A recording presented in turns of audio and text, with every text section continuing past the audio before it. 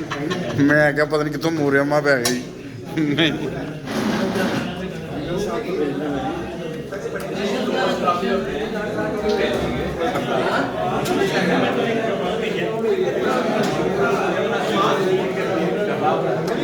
ਹੁਣ ਤੁਹਾਡਾ ਖਾਣਾ ਰਿਕਾਰਡ 'ਚ ਆ ਰਿਹਾ ਜੇ। ਮੇਰਾ ਆ ਜਾ ਖੜਾ ਲੋਕਾਂ ਦੇ ਗੱਲ ਪਾ ਰਿਹਾ। ਅੱਛਾ